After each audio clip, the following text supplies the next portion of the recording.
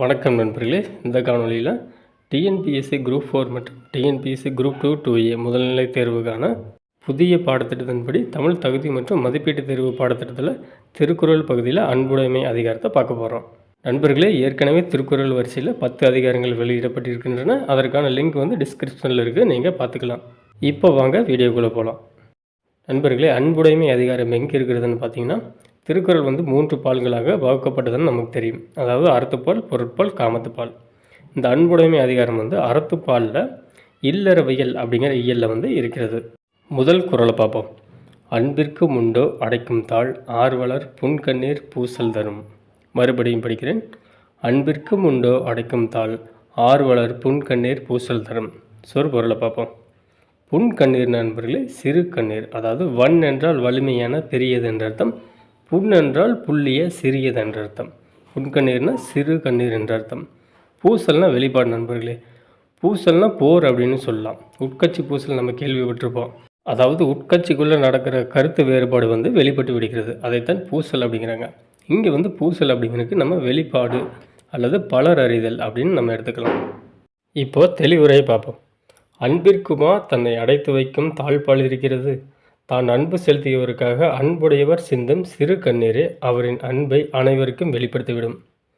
அன்பிற்கு முண்டோ அடைக்கும் தாள், அதாவது நண்பர்களே, செல்வம் கல்வி முதலானவற்றிற்கு அடைக்கும் தாள் இருக்கிறது. எப்படின்னு பார்த்தீங்கன்னா நண்பர்களே, செல்வம் நம்மக்கிட்ட இருக்குன்னா நம்ம அடைச்சி வச்சிட்டோம்னா, நம்ம யாருக்கும் கொடுக்காமல் வச்சிட்டோம்னா அது யாருக்கும் பயன்படாமல் போயிடும். அதே மாதிரி கல்வியும் அப்படி தான். நம்ம படிச்சுட்டு அதை நமக்குள்ளேயே வச்சிட்டோம்னா அது யாருக்கும் பயன்படாமல் போயிடும். அதுதான் அடைக்கும் தாள் அப்படின்னு வள்ளுவர் குறிப்பிடுகிறார். இப்போ செல்வம் கல்வி முதலானவற்றிற்கு அடைக்கும் தாள் இருக்கிறது. ஆனால் அன்பிற்குமா அடைக்கும் தாள் இருக்கிறதுன்னு வள்ளுவர் கேட்கிறார். அதாவது அன்பிற்கும் உண்டோ அடைக்கும் தாள் அப்படிங்கிறாரு. ஆர்வலர் புன்கண்ணீர் பூசல் தரும் அப்படின்னா, ஆர்வலர் அதாவது அன்புடையவர். அன்புடையவர் யார் மேல் அன்பு வச்சிருக்காரோ அவருக்காக இவர் சிந்தும் சிறு கண்ணீர் அந்த அன்பை வெளிப்படுத்திவிடும். மற்றவை போல் அன்பை அடைத்து வைக்க முடியாது அப்படின்னு வள்ளுவர் கூறுகிறார். நண்பர்களே, எந்தெந்த குறளுக்கு அணி இலக்கணம் பொருந்துகிறதோ அந்த அணியை நான் விளக்கி விடுகிறேன். அதே போல் இலக்கண குறிப்பு மற்றும் பிரித்து எழுதும் சொற்களையும் நான் விளக்கி விடுகிறேன். இப்போ இந்த குறளிலிருந்து எப்படி கேள்வி கேட்கப்படும்னு பார்த்தலாம். ஒருவர் வைத்திருக்கும் அன்பை பலரும் அறிய வெளிப்படுத்துவது எது அப்படின்னு கேட்கப்படலாம். அதாவது ஒருவர் வைத்திருக்கும் அன்பை பலரும் அறிய வெளிப்படுத்துவது எது எது அப்படின்னா ஆர்வலர் சிந்தும் புன்கண்ணீர் ஆகும். அதாவது புன்கண்ணீர் அப்படிங்கிறது ஆன்சர். இந்த குறள் உங்களுக்கு புரிஞ்சிருக்கும் நண்பர்களே. இப்போ அடுத்த குறளுக்கு போவோம். இரண்டாவது குறள். அன்பிலார் எல்லாம் தமக்குரியார் அன்புடையார் என்பும் உரியர் பிறர்க்கு. மறுபடியும் படிக்கிறேன். அன்பிலார் எல்லாம் தமக்குரியார் அன்புடையார் என்பும் உரியர் பிறர்க்கு. சொற்பொருளை பார்ப்போம். அன்பிலார் அப்படின்னா நண்பர்களே அன்பு இல்லாதவர் என்ற அர்த்தம். அதாவது அன்பிலார் அன்பு கூட்டல் இலார் என்று பிரிக்கலாம். என்புனா எலும்புன்னு அர்த்தம் நண்பர்களே. என்பு ஆகு பெயராக உடலையும் குறிக்கும். அதாவது நண்பர்களே, என்பு அப்படிங்கிறது எலும்பு தான், ஆனால் இங்கே உடலுக்கு ஆகி வந்திருக்கிறது. அதனால் இது ஆகு பெயர். இப்போ தெளிவுரையை பார்ப்போம். பிறரை நேசிக்கும் அன்பு இல்லாதவர் அனைத்து வளங்களும் இன்பமும் தமக்கே சேர வேண்டும் என்று நினைப்பர். ஆனால் பிறரை நேசிக்கும் அன்பு உடையவரோ தன் ஊன் உடலையும் அதாவது எலும்பையும் மற்றவர்களுக்காக கொடுக்கும் பண்புடையவராக இருப்பர். சுயநலமாக இருக்கிறவர்கள் நண்பர்களே எல்லாமே தமக்கு வேண்டும் என்று நினைப்பர். இதற்கு உதாரணத்துக்கு 2ஆம் உலகப் போர் காலகட்டத்தில் ஜெர்மனி ஆட்சியாளராக இருந்த ஹிட்லரை சொல்லலாம். அவர் எல்லா நாட்டையும் வசப்படுத்தணும். அதே மாதிரி இனப்படுகொலையை அவர் செய்தார். அன்பிலார் எல்லாம் தமக்குரியர் எனும் சொற்றொடருக்கு இவரை உதாரணமாக கூறலாம். அதே போல் அன்புடையார் என்பும் உரியர் பிறர்க்கு என்னும் சொற்றொடருக்கு உதாரணமாக மகாத்மா காந்தியை கூறலாம். அவர் தன்னுடைய உடல் பொருள் ஆவி அனைத்தையும் நமது நாட்டின் மக்களின் நலனுக்காகவே ஒப்படைத்தார். அவர் நண்பர்களே நாட்டின் ஒற்றுமைக்காக பல முறை சாகும் வரை உண்ணாவிரதம் இருந்திருக்கிறார். அதாவது தன்னுடைய உடலையும் என்பையும் பிறருக்குரியதாக அவர் ஒப்படைத்திருக்கிறார். இப்போ இந்த குறளுக்கான பொருள் உங்களுக்கு புரிஞ்சிருக்கும். சரி நண்பர்களே, இதிலிருந்து கேள்வி எப்படி கேட்கப்படலாம்னா, அன்புடையவர் எதையும் பிறருக்கு உரியதாக நினைப்பார். அதாவது எதையும் பிறருக்கு உரியதாக நினைப்பார்னா தன்னுடைய உடலையும் பிறருக்கு உரியதாக நினைப்பார் அப்படிங்கிறது ஆன்சர். நண்பர்களே, இதில் அன்பிலார் அப்படிங்கிறத எப்படி பிரிக்கலாம்னு பார்த்தோம்னா அன்பு கூட்டல் இலார் அப்படின்னு பிரிக்கலாம். இந்த குறளை நண்பர்களே என்பு அப்படிங்கிறது எலும்பை குறித்தாலும் இது உடலுக்கு ஆகி வந்திருக்கிறது. அதனால் என்பு அப்படிங்கிறது ஆகு பெயர்னு நோட் பண்ணிக்கோங்க. சரி நண்பர்களே, இப்போ நம்ம அடுத்த குறளுக்கு போவோம். மூன்றாவது குறள். அன்போடு இயைந்த வழக்கென்ப ஆருயிர்க்கு என்போடு இயைந்த தொடர்பு. மறுபடியும் படிக்கிறேன். அன்போடு இயைந்த வழக்கென்ப ஆருயிர்க்கு என்போடு இயைந்த தொடர்பு. சொற்பொருளை பார்ப்போம். இயைந்த அப்படின்னு நண்பர்களே பொருந்தி அப்படின்னு அர்த்தம். அதாவது இணைந்த அப்படின்னு சொல்லலாம். இங்கே வழக்கு அப்படிங்கிறது ஆகுபெயர் நண்பர்களே. எப்படின்னு பார்ப்போம். வழக்கு அப்படிங்கிறதுக்கு பொருள் வந்து வழங்கும் நெறி அப்படின்னு அர்த்தம். அதாவது வழக்குன்னா வழங்கும் நெறி அப்படின்னு அர்த்தம். இங்கே வந்து பயனை குறித்தது. எப்படின்னா வழக்கு அப்படிங்கிறது வந்து வழங்கும் நெறியின் பயன் அப்படிங்கிறது தான் இங்கே வந்து இந்த சொல்லினுடைய பொருள். சரிங்களா? இப்போ தெளிவுரை படிப்போம். அருமை உயிருக்கு உடலோடு பொருந்திய தொடர்பானது. அதாவது ஆருயிருக்கு என்போடு இயைந்த தொடர்பு. என்பு அப்படிங்கிறது ஆகுபெயர் தான். அது வந்து உடலை குறிக்கிறது. சரிங்களா? அன்போடு பொருந்தி வாழ்வதற்கு ஏற்பட்ட பயனாகும். அதாவது அன்போடு இயைந்த வழக்கென்ப. அதாவது நண்பர்களே மறுபடியும் சொல்கிறேன். நம்மளுக்கு வந்து உடலும் உயிரும் எதற்காக படைக்கப்பட்டிருக்கிறது என்றால் அன்போடு பொருந்தி வாழ்வதற்கு தான். அந்த பயனிற்காகத்தான் உடம்பும் உயிரும் படைக்கப்பட்டிருக்கிறது அப்படிங்கிறது இந்த குறளினுடைய பொருள். இப்போ உங்களுக்கு தெளிவரை புரிஞ்சிருக்கும். இந்த குறளிலிருந்து கேள்வி எப்படி கேட்கப்படலாம்னா, ஆருயிருக்கு என்போடு இயைந்த தொடர்பின் பயன் என்ன? அதாவது அரிய உயிருக்கு உடலோடு இணைந்த தொடர்பின் பயன் என்ன அப்படின்னு கேட்குறாங்க. அதனுடைய பயன் என்னன்னா நம்மை அன்புடன் இணைக்கிறது. ஒருவேளை உடலும் உயிரும் தனித்தனியாக இருந்தால் நாம் வந்து அன்போடு இணைய முடியாது. அவைகள் சேர்ந்து இருந்ததன் விளைவின் பயனாகத்தான் நாம் வந்து அன்போடு பொருந்தி வாழ முடிகிறது. அந்த வாய்ப்பை வந்து உடலும் உயிரும் நமக்கு தருகிறது. இதுதான் வந்து இந்த குறளினுடைய எக்ஸாக்டான பொருள் நம்ம வச்சுக்கலாம். இந்த குறளில் வந்து நண்பர்களே வழக்கு அப்படிங்கிறது ஆகுபெயர். அதே மாதிரி என்பு அப்படிங்கிறது ஆகுபெயர். இதை வந்து நோட் பண்ணிக்கோங்க. இப்போ பிரித்து எழுதுக பகுதியில் ஆருயிருக்கு அப்படிங்கிறது வந்து அருமை கூட்டல் உயிருக்கு அப்படின்னு பிரிக்கலாம். இதுதான் வந்து பிரித்தெழுதுகள் இருக்கிற ஒரு முக்கியமான வார்த்தை. சரி நண்பர்களே, இப்போ அடுத்த குறளுக்கு போவோம். நான்காவது குறள். அன்பு ஈனும் ஆர்வமுடைமை அது ஈனும் நண்பென்னும் நாடா சிறப்பு. அன்பு ஈனும் ஆர்வமுடைமை அது ஈனும் நண்பென்னும் நாடா சிறப்பு. சொற்பொருளை பார்ப்போம். ஈனும்னா பெற்றெடுக்கும் தரும்னு அர்த்தம் நண்பர்களே. இப்போ வந்து மான் வந்து குட்டியை ஈனுகிறது அப்படின்னு சொல்கிறோம் பார்த்தீங்களா. ஈனும் அப்படின்னு பெற்றெடுக்கும் அல்லது தரும் என்று அர்த்தம். நண்புனா நட்பு என்று அர்த்தம் நண்பர்களே. நாடா சிறப்புனா நாடாத சிறப்பு. அதாவது யாருக்குமே நாடாத அல்லது யாருக்குமே வராத சிறப்பு, மிகப்பெரிய சிறப்பு அப்படின்னு சொல்லலாம். இப்போ தெளிவுரையை பார்ப்போம். அன்பு ஈனும் ஆர்வமுடைமை அப்படின்னா அன்பு தன்னை கொண்டவரிடம் பிறருக்கு ஆர்வமுடைமையை உண்டாக்கும். இதற்கான அர்த்தம் என்னன்னு பார்த்தீங்கன்னா நண்பர்களே, நம்ம வந்து அன்பாக மற்றவர்களிடம் நடந்து கொள்ளும்போது என்ன ஆகுன்னா, மற்றவர்கள் வந்து அவர்களுக்கு நம் மீது ஒரு ஆர்வம் ஏற்படும். என்ன இவர் அன்பாக நடந்து கொள்கிறாரு, இவர் நல்ல மனிதராக இருக்கிறார் அப்படின்னு நம் மீது வந்து ஒரு ஆர்வம் உண்டாகும். அதுதான் இந்த சொற்றொடரினுடைய பொருள். அடுத்ததாக அது ஈனும் நண்பெனும் நாடாச்சிருப்பு. எது ஈனும், அதாவது அன்பு வந்து ஆர்வமுடைமையை ஈன்று விட்டது.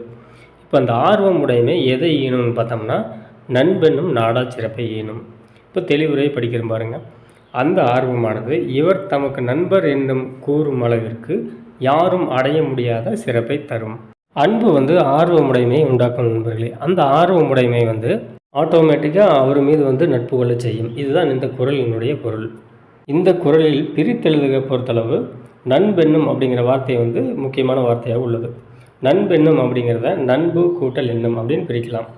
சரி நண்பர்களே, இப்போ இந்த குறளிலிருந்து எப்படி கேள்வி கேட்கப்படலாம்னா, கேள்வி படிக்கிறேன்னு கேளுங்க.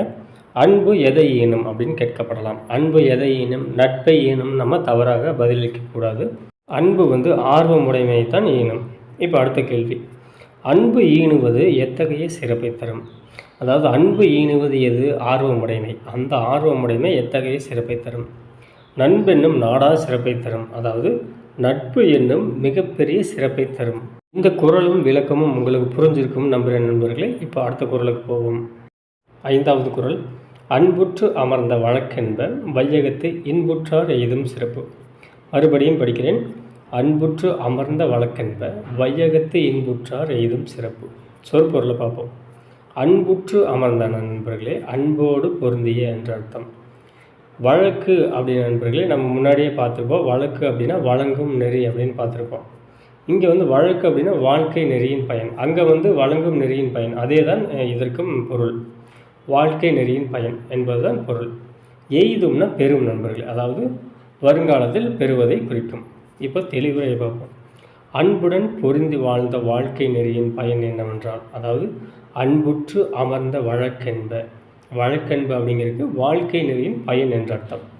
என்னவெனில், இந்த உலகத்தில் இன்பமுடன் இல்லற வாழ்க்கை வாழ்ந்தவர் பெரும் சிறப்பாகும். அதாவது தெளிவுரையை சுருக்கமாக சொல்லணும்னா, அன்பு இருந்தால் வாழ்க்கை இன்பம் வரும். அதுதான் இந்த குறளினுடைய சுருக்கமான தெளிவுரை. இந்த குறள் பொருள் உங்களுக்கு புரிஞ்சிருக்கும்னு நினைக்கிறேன் நண்பர்களே. இப்போ இதிலிருந்து கேள்வி எப்படி கேட்கப்படலாம்னா, வையகத்து இன்புற்றார் எய்தும் சிறப்பு எதனால் வரும்? வையகத்து இன்புற்றார் எய்தும் சிறப்பு எதனால் வரும் அப்படின்னு கேட்கப்படலாம். கல்வியாலா, செல்வமாலா, கொடையாலா, அன்பாலா?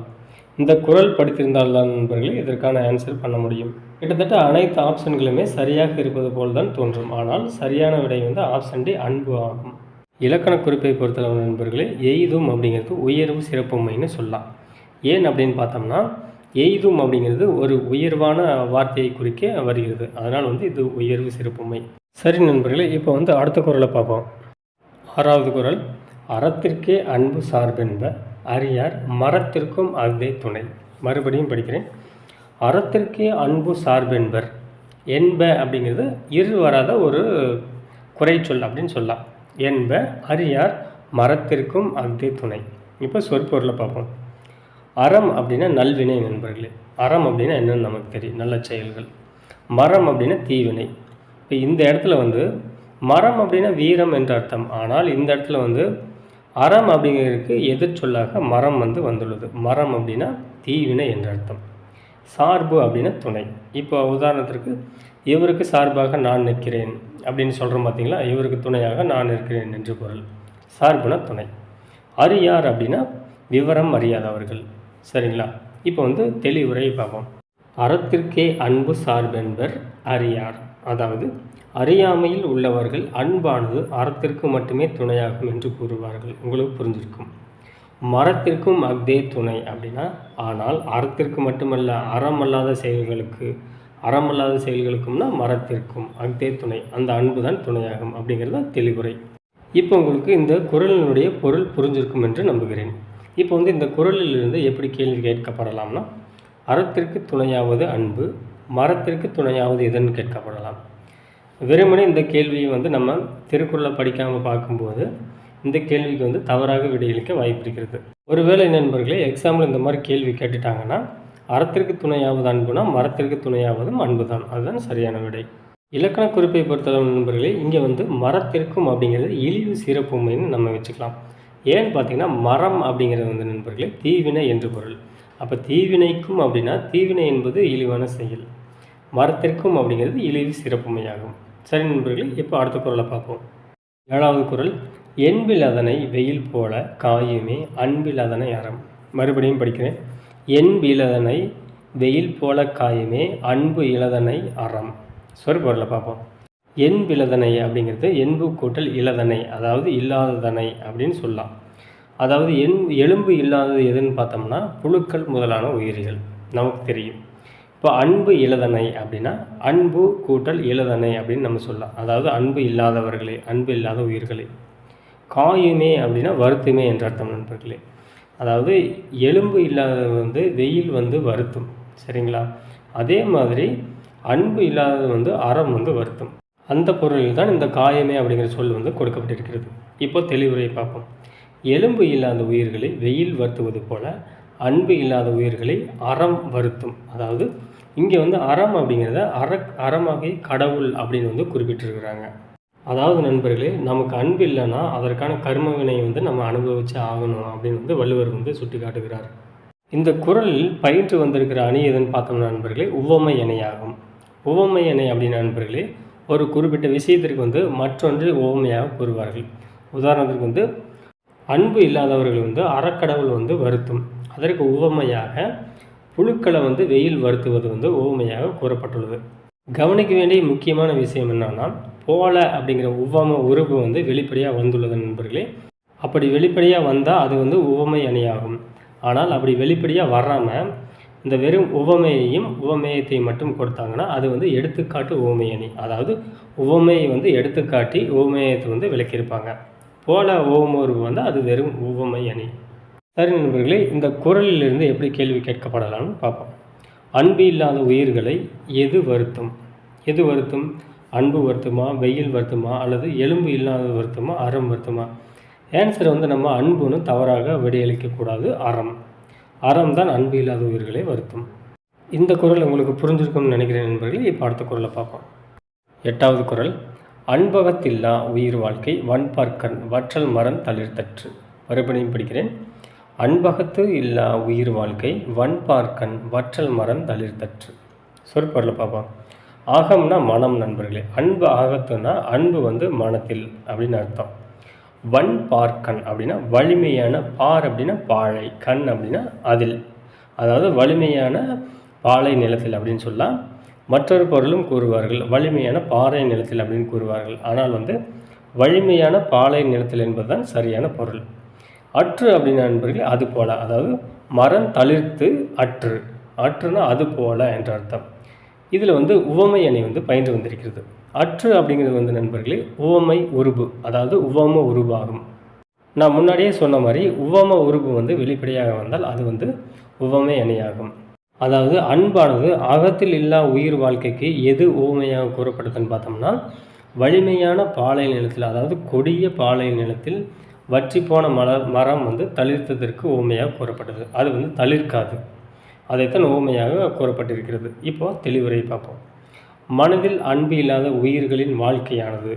இங்கே வாழ்க்கைங்கிறது நண்பர்களே இல்லறத்தை குறிக்கும். ஏன்னு பார்த்தீங்கன்னா இது வந்து இல்லறவியலில் இருக்கிறது.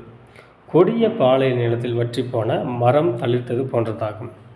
கொடிய பாலை நிலத்தில் வற்றி போன மரம் என்றைக்குமே தலைக்காது. அது மாதிரி தான் அன்பு இல்லாதவர்களின் இல்லற வாழ்க்கையும் செழிக்காது அப்படின்னு கூறப்பட்டிருக்கிறது. இப்போ இந்த குறளிலிருந்து எப்படி கேள்வி கேட்கப்படலாம்னா, கொடிய பாலை நிலத்தில் வற்றிய மரம் தளிர்ப்பது எதற்கு உவமையாக கூறப்படுது அப்படின்னு கேட்டு ஆப்ஷன்களை வந்து சில ஆப்ஷன்களை வந்து தரலாம். எதற்கு உவமையாக கூறப்படுதுன்னா அன்பகத்தில்லா உயிர் வாழ்க்கைக்கு, அதாவது மனதில் அன்பு இல்லாமல் வாழும் அந்த வாழ்க்கைக்கு வந்து உவமையாக கூறப்பட்டது. இந்த குறளும் பொருளும் உங்களுக்கு புரிஞ்சிருக்கும் என்று நம்புகிறேன் நண்பர்களே. இப்போ அடுத்த குறளுக்கு போவோம். 9வது குறள். புறத்துறுப்பு எல்லாம் எவன் செய்யும் யாக்கை அகத்துறுப்பு அன்பில் அவருக்கு. மறுபடியும் படிக்கிறேன். புறத்துறுப்பு எல்லாம் எவன் செய்யும் யாக்கை அகத்துறுப்பு அன்பில் அவருக்கு.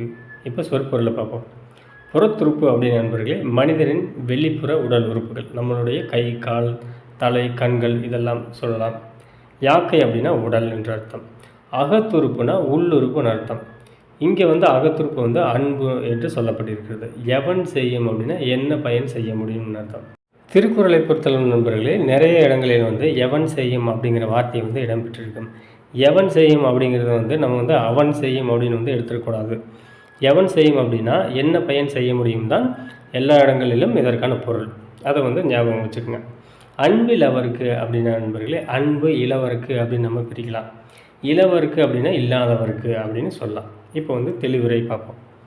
இல்லறம் நடத்த தேவையான, அதாவது மனிதனின் உள்ளுறுப்பாகிய அன்பு இல்லாதவர்.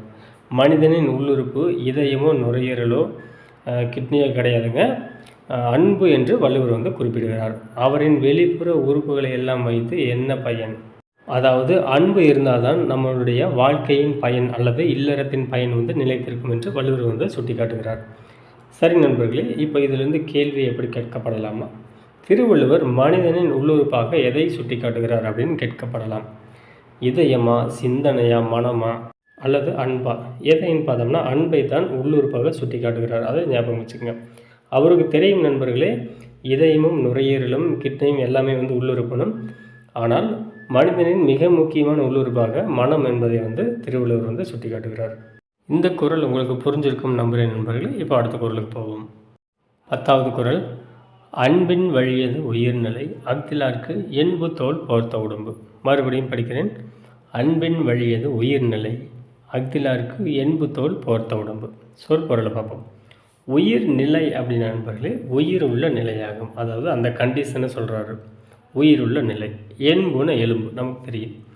இப்போ தெளிவுரை படிப்போம். அன்பின் வழியது உயிர்நிலை அப்படின்னா அன்பின் வழி நடப்பவரது உடல்களே உயிருள்ள உடல்களாகும். சரிங்களா?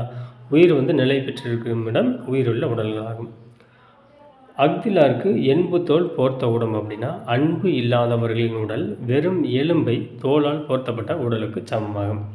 அதாவது உயிர் இல்லாத உடலுக்கு சமமாகும். சரிங்களா?